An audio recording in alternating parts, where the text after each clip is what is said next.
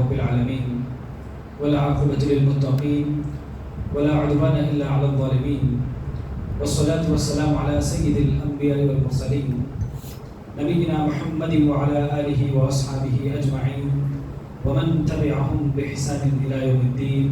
أما بعد، رب اشرح لي صدري ويسر لي أمري واحلل عقدة من لساني يفقهوا قولي. سبحانك لا علم لنا إلا ما علمتنا إنك أنت العليم الحكيم. ہر قسم کی تعریف و توصیف، حمد و ثنا، پاکی بڑائی، بزرگی اس اکیلے اللہ وحدہ لا شریک کے لیے لائق و زیبا ہے، جو مالک و ارض و سما ہے، خالق کل ہے، مالک الملک ہے، مختار کل ہے. محترم بھائیوں، جیسا کہ آپ کو معلوم ہوگا کہ ہر اتوار ہمارا جو درس کا عنوان ہوتا ہے وہ ہے عشر مبشرہ. مطلب اللہ کے نبی صلی اللہ علیہ وسلم کے وہ 10 صحابہ کرام کو کہتے ہیں عشر مبشرہ، جن کو اللہ نے نبی صلی اللہ علیہ وسلم کے زبان سے اس دنیا ہی کے اندر جن کو جنت کی خوشخبری سنائی ہے. تو بھائیوں، انہی 10 صحابہ میں سے سب سے پہلے حضرت ابو بکر صدیق رضی اللہ عنہ کا نام آتا ہے. تو پچھلے کئی دروس سے ہم لوگ حضرت ابو بکر صدیق رضی اللہ عنہ کے بارے میں ان کے حالات زندگی کو سنتے ہوئے آ رہے تھے کہ کس طرح انہوں نے ایک مثالی زندگی گزاری اور ان کی زندگی کے حوالے سے مختلف پہلو ہمارے سامنے آئے ہیں. تو انشاءاللہ آج کے درس سے ہم سنیں گے عشر مبشرہ سے، عشر مبشرہ کے دوسرے عظیم شخصیت، دوسرے اللہ کے نبی صلی اللہ علیہ وسلم کے عظیم ساتھی، خلیفہ دوم امیر المؤمنین عمر بن خطاب رضی اللہ عنہ کے بارے میں. میرے بھائیوں، عمر بن خطاب رضی اللہ عنہ کی جو کنیت ہے وہ ہے ابو حفص اور لقب ہے الفاروق. میرے بھائیوں، کیا آپ میں سے کوئی بتا سکتے ہیں حضرت ابو بکر صدیق رضی اللہ عنہ کی کنیت کیا تھی؟ ہم لوگ سن کے آئے ہیں ابو بکر صدیق رضی اللہ عنہ کی کنیت کیا تھی؟ کوئی بتا سکتے ہیں؟ کنیت ابو بکر یہی کنیت ہے. ابو بکر صدیق رضی اللہ عنہ کی کنیت کیا ہے؟ ابو بکر کی کنیت ہے، نام عبداللہ ہے، نام عبداللہ بن عثمان ہے. ابو بکر صدیق رضی اللہ عنہ کا نام جو ہے عبداللہ، لیکن ابو بکر صدیق رضی اللہ عنہ نام سے زیادہ کنیت سے مشہور ہے. تو عمر بن خطاب رضی اللہ عنہ کی کنیت ابو حفص، حدیثوں میں یا سیرت میں آپ کے نام سنیں گے ابو حفص. ابو حفص یہ عمر بن خطاب رضی اللہ عنہ کی کنیت تھی اور لقب الفاروق تھا. مشہور قول کے مطابق عمر فاروق رضی اللہ عنہ عام الفیل کے 13 سال کے بعد پیدا ہوئے. عام الفیل کا مطلب جس سال ابرہہ نے ہاتھیوں کا لشکر لے کر خانہ کعبہ پر حملہ کرنے کے لیے گیا، تو اس موقع پر اللہ رب العالمین کی مدد آئی. ابابیل پرندوں کے ذریعے اس کے لشکر کو خاکستر کر دیا گیا. تو اس سال کو سامنے رکھتے ہوئے سال کو عام الفیل بولتے ہیں. اللہ کے نبی صلی اللہ علیہ وسلم کب پیدا ہوئے؟ کون سے سال پیدا ہوئے؟ عام الفیل میں پیدا ہوئے. یاد رکھنا بھائی، بیسک سیرت کے سوالات ہیں. اللہ کے نبی صلی اللہ علیہ وسلم کون سے سال پیدا ہوئے ہیں؟ تو عام الفیل. اور عمر بن خطاب رضی اللہ عنہ کب پیدا ہوئے ہیں؟ عام الفیل کے 13 سال کے بعد پیدا ہوئے ہیں. تو اس طرح اگر ابو بکر صدیق رضی اللہ عنہ کب پیدا ہوئے ہیں؟ عام الفیل کے 2.5 سال کے بعد. یعنی اس طرح سے اگر دیکھیں تو عمر رضی اللہ عنہ اللہ کے نبی صلی اللہ علیہ وسلم سے 13 سال کے چھوٹے ہوئے ہیں اور ابو بکر صدیق رضی اللہ عنہ سے 10 یا 10.5 سال کے چھوٹے ہوئے ہیں. میرے بھائیوں، عمر بن خطاب رضی اللہ عنہ کی شخصیت کے بارے میں ہم یہ کہہ سکتے ہیں کہ اللہ کے رسول صلی اللہ علیہ وسلم نے اللہ سے انہیں مانگ کر حاصل کیا تھا. اللہ سے انہیں مانگ کر حاصل کیا تھا. عمر بن خطاب رضی اللہ عنہ ان کا شمار جو ہے مکے کے با اثر شخصیات میں سے ہوتا تھا. بڑا اثر و رسوخ تھا مکے میں، ان کا بڑا پاور تھا. یہی وجہ ہے آپ دیکھیں گے کہ اللہ کے نبی صلی اللہ علیہ وسلم کے جو مخالفین تھے، جو دشمن تھے، ان دشمنوں میں، ان کی دشمنوں کی فہرست میں شروع میں عمر بن خطاب رضی اللہ عنہ جب اسلام نہیں لائے تھے ان کا نام بھی آتا تھا. عمر بن خطاب رضی اللہ عنہ صرف اسلام کے مخالفت ہی نہیں کی بلکہ اسلام لانے والوں کو ستاتے تھے اور انہیں مارتے تھے. وہ مشہور لونڈی جن کا نام زنیرہ رضی اللہ عنہا ہے، ان کو اسلام لانے کی وجہ سے اتنا عمر بن خطاب رضی اللہ عنہ کو مارتے تھے کہ ان کو اتنا مارتے تھے عمر بن خطاب رضی اللہ عنہ، مارتے عمر بن خطاب رضی اللہ عنہ نہیں تھک جاتے تھے اور یہ کہتے تھے دم لوں گا پھر ماروں گا. لیکن یہ لوڈی تھکتی نہیں تھی مار کر کے. اللہ کیسا ایمان ہو. تو میرے بھائیوں، عمر بن خطاب رضی اللہ عنہ یہ شروع میں جو اللہ کے نبی صلی اللہ علیہ وسلم کے مخالفین تھے ان میں سے ان کا نام بھی آتا ہے. تو مکے میں جب حالات جو ہے مسلمانوں کے حق میں بہت زیادہ تنگ ہو گئے، بہت زیادہ پریشان ہو گئے صحابہ کو، اور اللہ کے نبی صلی اللہ علیہ وسلم کو بے شمار طریقوں سے تکلیف دیا گیا، پریشان کیا گیا، تو اس موقع پر ضرورت تھی اسلام کو ایک غیبی مدد کی، ضرورت تھی اسلام کو رب کی غیبی تائید کی. تو اس موقع پر اللہ کے رسول صلی اللہ علیہ وسلم نے حالات کی نزاکت کو دیکھتے ہوئے اللہ رب العالمین سے خاص طور پر دعا کی. یہ دعا کی کہ اے اللہ، یہ مکے کے دو عظیم شخصیت ہیں، ایک ہیں عمر بن خطاب اور دوسرے ہیں ابو جہل بن ہشام.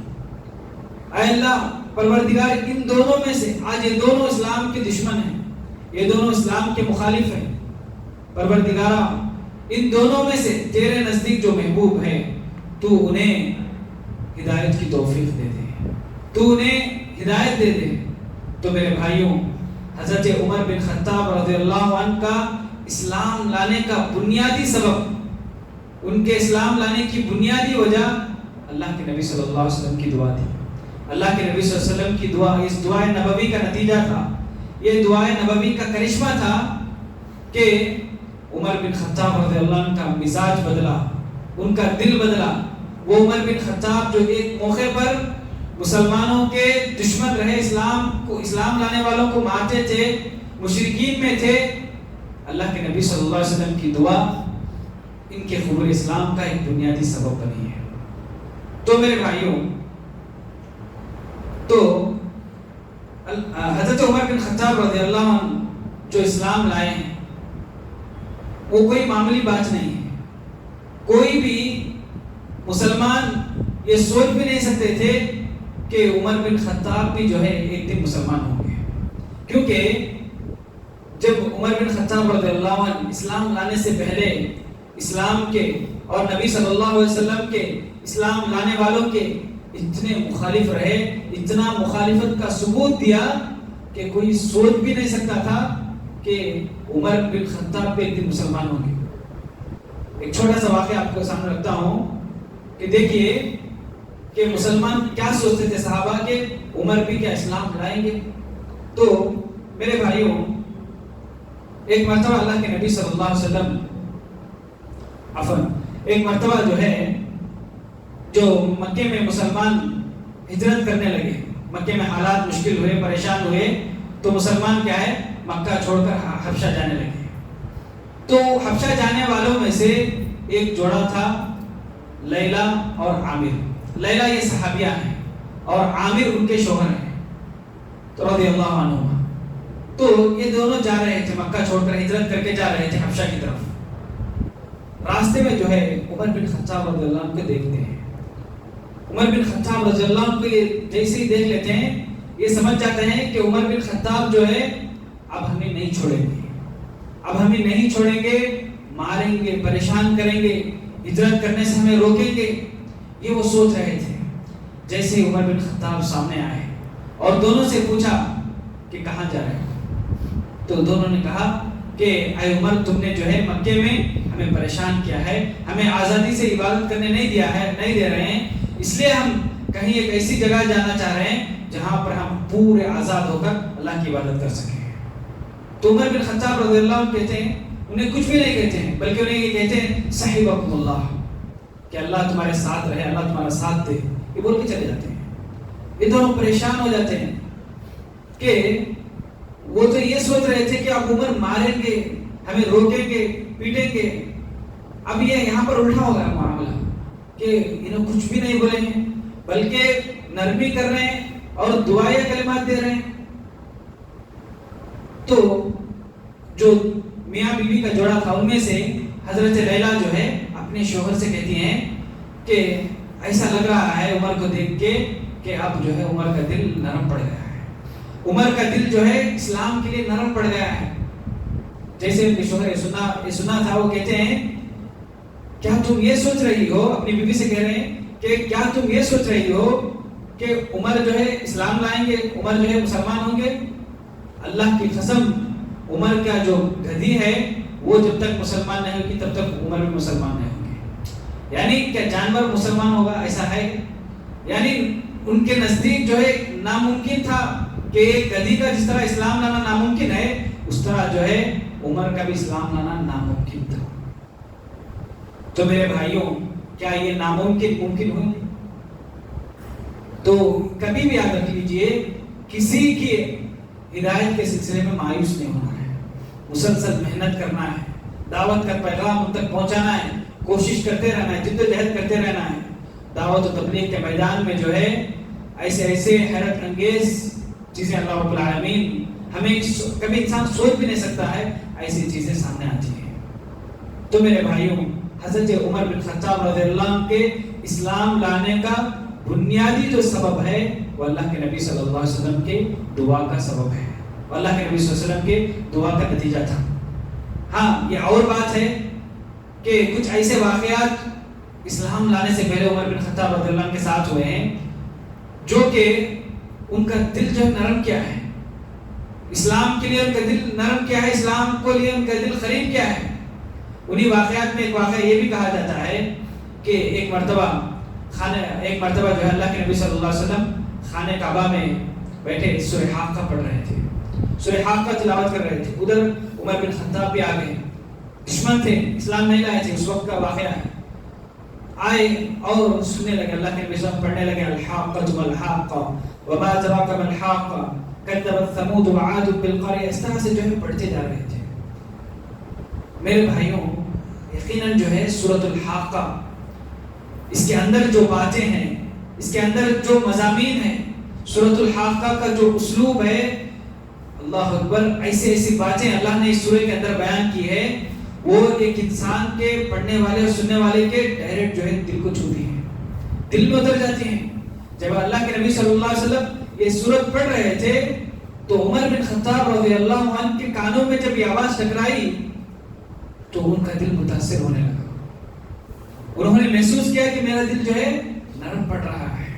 تو دل کو نرم پڑتے ہوئے دیکھ کر, چونکہ دشمن تھے, مخالف تھے, اپنے دل سے کہتے ہیں کہ کیوں متاثر ہو رہے ہیں, یہ جو محمد پڑھ رہے ہیں یہ بس ایک جادو ہے, ایک شعر شاعری ہے, یہ جو ہے اپنے دل کو تسلی دے رہے ہیں, اپنے دل کو کہہ رہے ہیں. جیسے وہ یہ کہہ رہے تھے, اللہ کے نبی صلی اللہ علیہ وسلم سورہ حاقہ کی وہ آیت پڑھتے ہیں وما هو بقول الشاعر, یہ کسی شاعر کا کلام نہیں ہے, یہ کوئی شاعری نہیں ہے. قلیلا ما تؤمنون, تم بہت کم ایمان لاتے ہو. عمر رضی اللہ عنہ پریشان ہو جاتے ہیں, میں یہ چیز دل میں سوچ رہا تھا, ادھر سے جو ہے جواب آ رہا ہے. پھر وہ اپنے دل سے کہتے ہیں اب یہ شاعری نہیں ہے, ہو سکتا ہے یہ جادوگر ہو, کاہن ہو. اللہ کے نبی صلی اللہ علیہ وسلم فوراً اس کے بعد کی آیت پڑھتے وما هو بقول کاہن, یہ کسی کاہن کا بھی کلام نہیں ہے. قلیلا ما تذکرون, تم بہت کم نصیحت پکڑتے ہو. عمر رضی اللہ عنہ پریشان ہو جاتے ہیں, میں جو ہے ادھر دل میں سوچ رہا ہوں تو اب آخر یہ نہ شاعری ہے نہ یہ کاہن کا کلام ہے, تو پھر یہ کیا ہے؟ تو اللہ کے رسول صلی اللہ علیہ وسلم وہ آیت پڑھتے ہیں جو سورہ حاقہ کی تنزیل من رب العالمین, یہ دونوں جہانوں کے پروردگار کا اتارا ہوا, اتری ہوئی کتاب کا کلام ہے. تو میرے بھائیوں, اس طرح کے واقعات جو ہے عمر بن خطاب رضی اللہ عنہ کے زندگی میں ہوئے ہیں. ان کے دل کو ضرور متاثر ہوا ہے لیکن انہوں نے اسلام قبول نہیں کیا. تو عمر بن خطاب رضی اللہ عنہ کے اسلام قبول کرنے کا بنیادی سبب جو ہے اللہ کے نبی صلی اللہ علیہ وسلم کی دعا تھی. اور یہاں پہ ایک بات جو پتہ چلتی ہے کہ ہم دعوت و تبلیغ کے میدان میں محنتیں کرتے ہیں, کوششیں کرتے ہیں. ہم محنت کے ساتھ, کوشش کے ساتھ ساتھ ان کے حق میں دعا بھی کرنا ہے. ان کے حق میں دعا بھی کرنا ہے کہ اللہ تو ان کو ہدایت دے دے۔ تو میرے بھائیوں، ہم عمر بن خطاب رضی اللہ عنہ کی سیرت کو آج کے درس کے لیے یہیں پہ روکتے ہیں۔ انشاءاللہ اگلے درس میں ہم حضرت عمر بن خطاب رضی اللہ عنہ جب اسلام لائے تو کس انداز سے انہوں نے اسلام لایا، اپنے اسلام کا اعلان کیا، اور اسی کے ساتھ مسلمانوں کو کتنا جو ہے طاقت ملی عمر بن خطاب رضی اللہ عنہ کے اسلام لانے سے۔ انشاءاللہ ساری باتیں آپ کے سامنے رکھی جائیں گی۔ اللہ رب العزت سے دعا ہے کہ مجھ کہنے والوں کو آپ تمام کو صحیح معنوں میں صحابہ کرام کی زندگیوں کو جاننے اور ان کے نقش قدم پر چلنے کی توفیق عطا فرمائے۔ آمین۔ صلی اللہ علیہ نبینا محمد وعلی آلہ وصحبہ۔